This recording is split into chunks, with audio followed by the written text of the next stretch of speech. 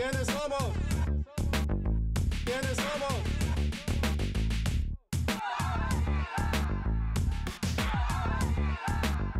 ¿Quiénes somos? ¿Quiénes somos? ¿Quiénes somos?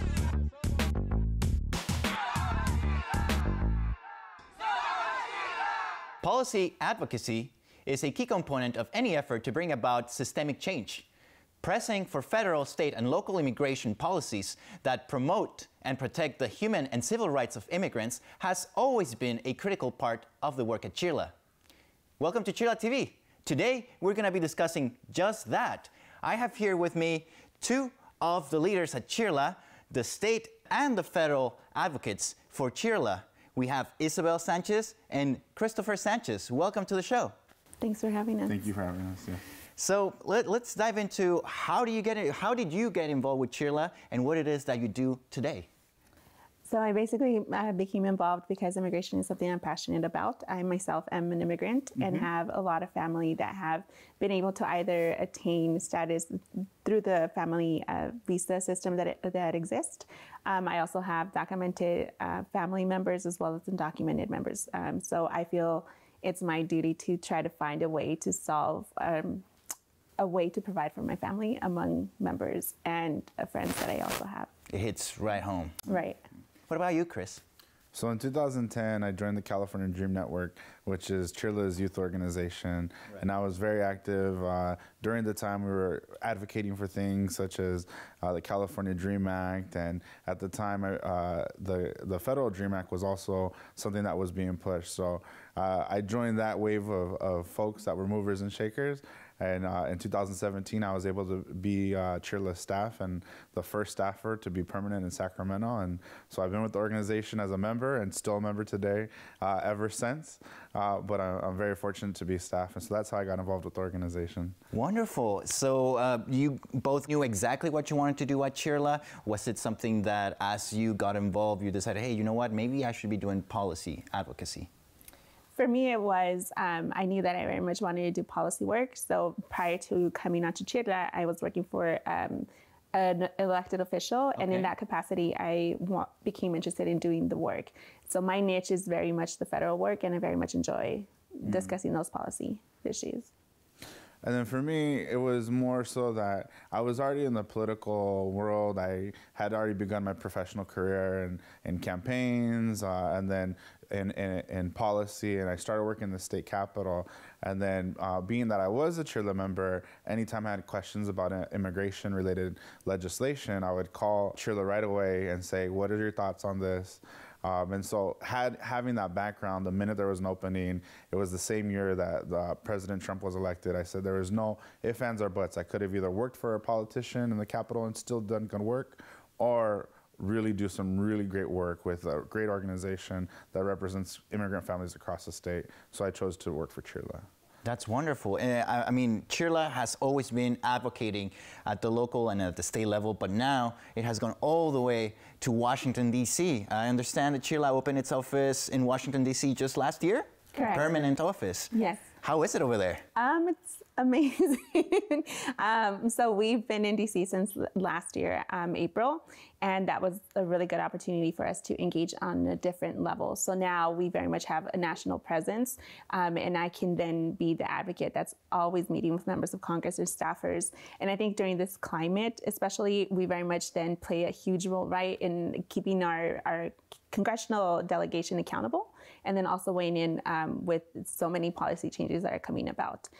So it's something that we've always done, regardless of not having an office there, but now there's a national and ongoing presence, and that's what we're working on. You're keeping a close eye to with the whole swamp over there. You're right there. Mm-hmm. That's wonderful. And I actually got the opportunity to go to the Sacramento office not too long ago, and it's just great the work that is going on over there. It's just wonderful. So CHIRLA has national impact, not just in California, but the whole 50 states.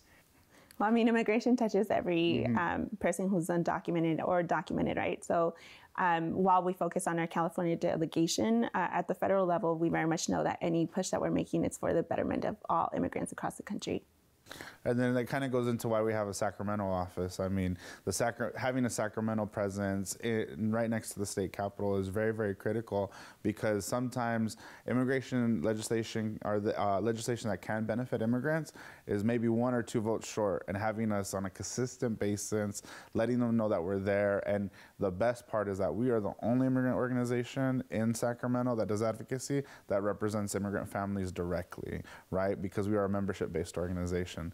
So letting them know that I am coming on behalf of your constituents, because they're working right now, they're taking care of their families. They might even be taking care of other constituents' families in your district. So it's very rewarding, and it does remind legislators, you have to side with community on this one. I'm not here as the quote-unquote typical lobbyist. I'm here on behalf of families. Wow, well, that's very interesting. And I want to continue the conversation just right after this break. ¿Quiénes somos? ¿Quiénes somos? ¿Quiénes somos? ¿Quiénes somos? ¿Quiénes somos? ¿Quiénes somos? ¿Quiénes somos? Welcome back to CHIRLA TV. I'm right here with Isabel and Christopher, advocates for CHIRLA. So, Isabel, I have it here that you were a key component in crafting and passing H.R. 6, which is the American Dream Act and Promise Act, correct? Correct. Yeah, so this bill essentially was something that we were very much, or have been working on extensively for close to almost 20 years now, and that's the product, the most recent product that Congress was able to deliver. And so because of the national presence that we currently have and the ongoing relationships that we've established, we very much were one of the partners at the table when it came to crafting the actual language, gathering feedback, and making sure that members of Congress from the California delegation were also in support of it. We conducted various lobby visits as well, both in DC and in district. And given that in California we have the highest number of DACA recipients, that's something that we were also then able to echo and show in the House of Representatives. A lot of our members were very supportive of this effort, and by far it's one of the most progressive standalone bills that provides a pathway to citizenship for close to 2.6 million folks. Wow. And it doesn't include any enforcement. Wow. So, Christopher, how were you able to support Isabel in these efforts? So at the state level, there's not a whole lot that legislators at the state level can do as it regards to federal legislation, but they feel very, very strongly. So one of the things that we did is we introduced a resolution with Assemblywoman Wendy Carrillo to say that the state of California feels very strong about this kind of legislation, and we want to send that message very clear to the president and the members of Congress. So that was one thing that we did. But additionally, one of my jobs is to educate them about what does this kind of legislation do exactly? How is it going to impact the people that you represent? And how can you be more helpful in ensuring that your representative in Congress is also on board? Fortunately, Isabel did a lot of the groundwork, and the members of the California state legislature didn't have to.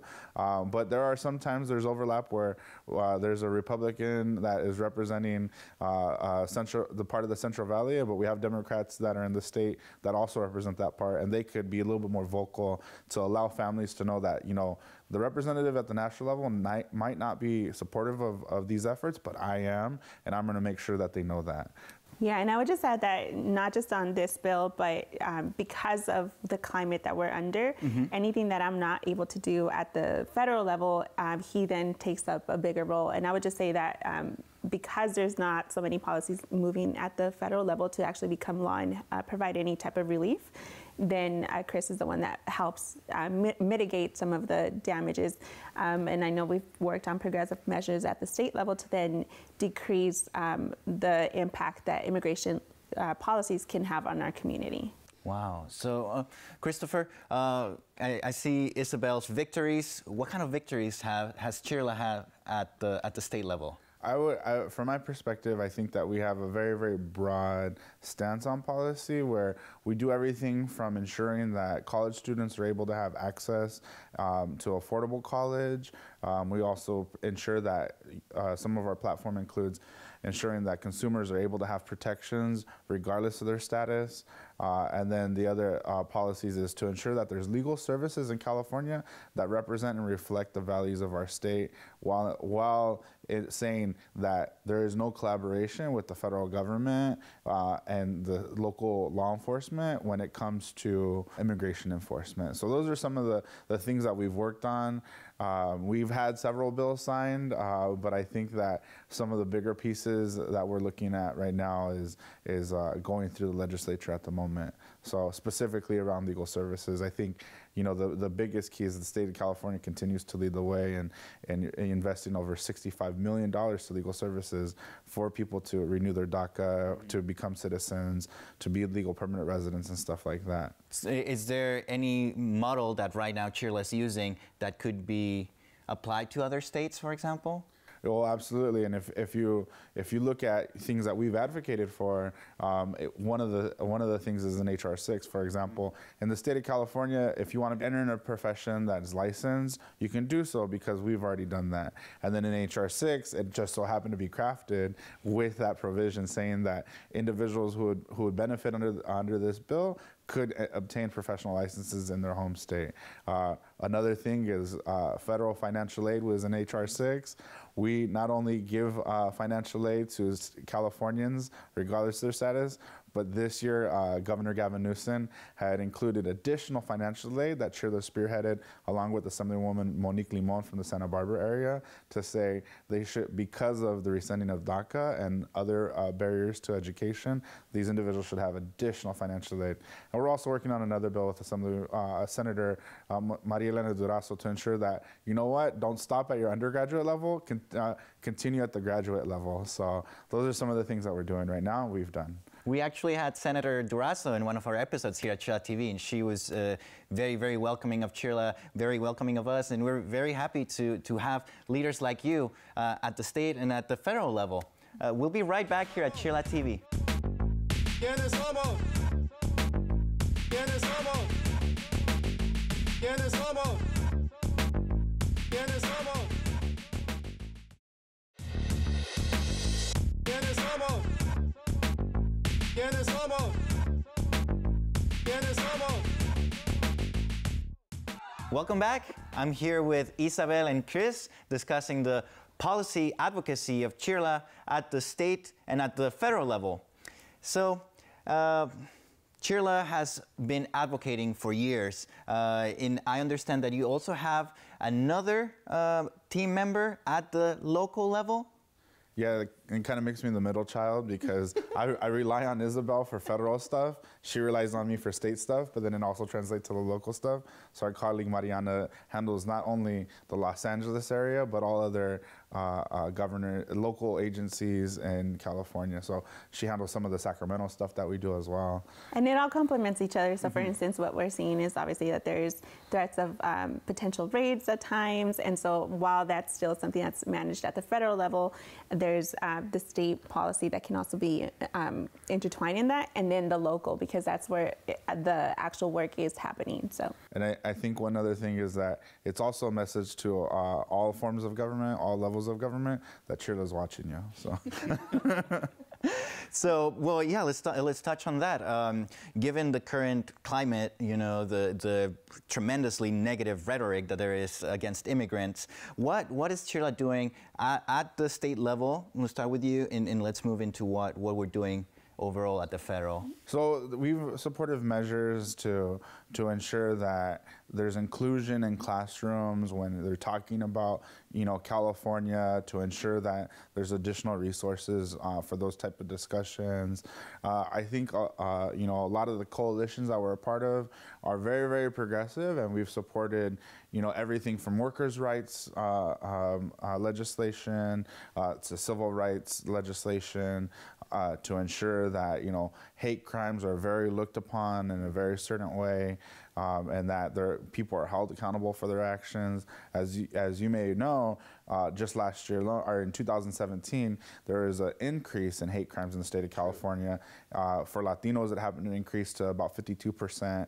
So we see this rhetoric, and this movement towards an anti-immigrant sentiment. And so at the state level, we're saying, how can we ensure that that families are protected and individuals are accounted for when they do those type of actions. Yeah, and at the federal level, basically right now, what's really pressing is the appropriations process. And so in short, this is where and how the government gets funded. Okay. So one of the components that we're very much eyeing is the funding that the Department of Homeland Security receives, and the agencies, its agency, ICE and CBP, because both agencies conduct enforcement operations.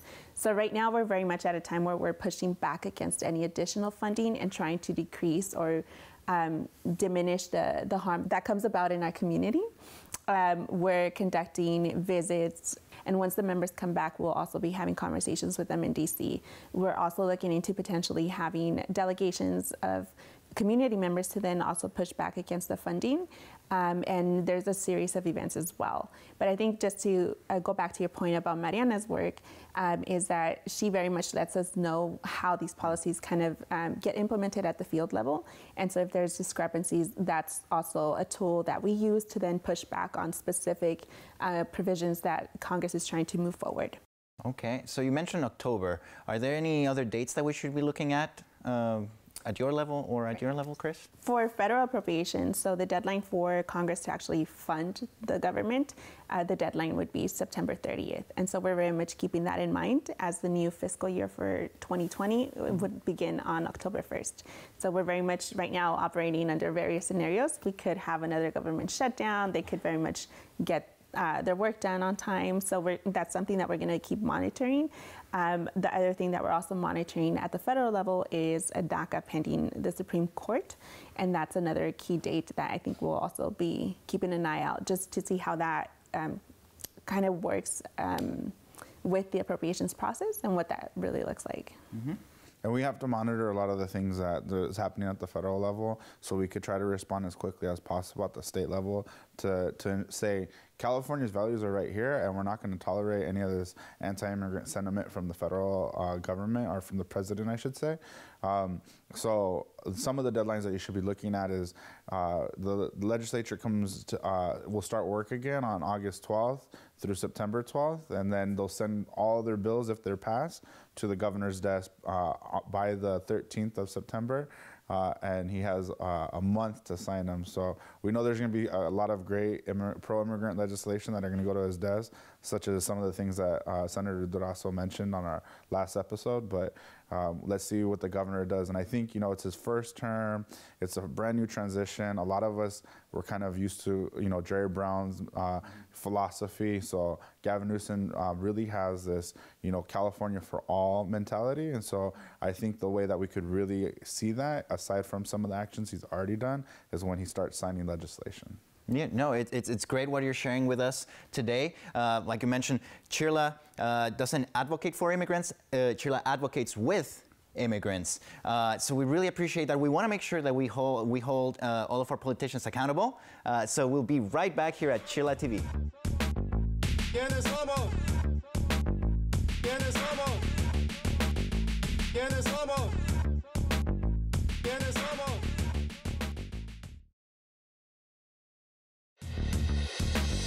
¿Quiénes somos? ¿Quiénes somos? ¿Quiénes somos? Welcome back. We're approaching the end of our program this Saturday, but I wanted to touch base with you. Anything that you want to share with our viewers, anything that they should be doing right now to stay involved, to be engaged with the politicians, their local government, and the federal government as well? Yeah, I would just say at the federal level, what we're, again, watching very closely is the appropriations process. And so it would be very helpful if the community can also weigh in, let them know that they're very much against the funding or adding any additional dollars to Trump's enforcement machinery. And that can happen from here on out to the rest of the year, since we don't know exactly when Congress will reach its deal. The other thing that I would also echo is that we just monitor the situation that's developing at the Supreme Court. DACA, as I noted, is pending, and so we're very much engaging the community, but also letting them know that it's very important to renew their DACA status if they have not yet done so, simply because we just don't know what can develop. So we'll be monitoring the situation again closely, and we'll provide updates. So it's helpful if you do become a member and sign up for updates on our end. And the last thing that I would just make a plug for is naturalization. It's something that we've been fighting for a long time. We're very involved in the work itself. Right now, the administration is currently pushing back against the actual applications. And so they're very much taking forever to actually really process applications. And so what used to take about 3-4 months is now taking close to a year. So we very much want our community to know that if they're legal permanent residents and are eligible to then naturalize, they should do so as soon as possible. And our hope is that once they do become citizens, they can very much then also engage in a political way and exercise their power that way. Chris? And so as the federal government and the federal advocacy is on a very defensive stance, California is once again leading the way, and we're saying there's a bill that you can engage with, SB 29, which is being led by Senator Durazo from Los Angeles, and it would provide health care for additional folks that were, regardless of their status, specifically elders. And so we're saying, call your members of the Assembly, call your members of the Senate, and you know what, call the governor and let him know you're doing the right thing by including all Californians. Make sure you sign this bill as well. So I think that would probably be our ask right now, because we've already included individuals up to the age of 26 to benefit from our healthcare system in California. We're the first state to do so. We need to include our elders who have been longtime Californians, who have contributed to the state in so many different ways that it's time to contribute back to them. Well, thank you so much, both of you. Isabel, Christopher, thank you for joining us today. You heard it, guys. Make sure to stay engaged, stay involved, reach out to your local government, to the federal government, renew your DACA. Make sure that if you qualify, become a citizen as soon as possible so that you can begin to vote. That's all the time we have today. Thank you so much. This is CHIRLA TV. We'll see you next time. ¿Quiénes somos? ¿Quiénes somos?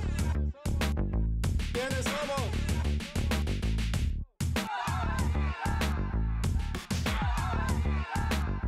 ¿Quiénes somos? ¿Quiénes somos?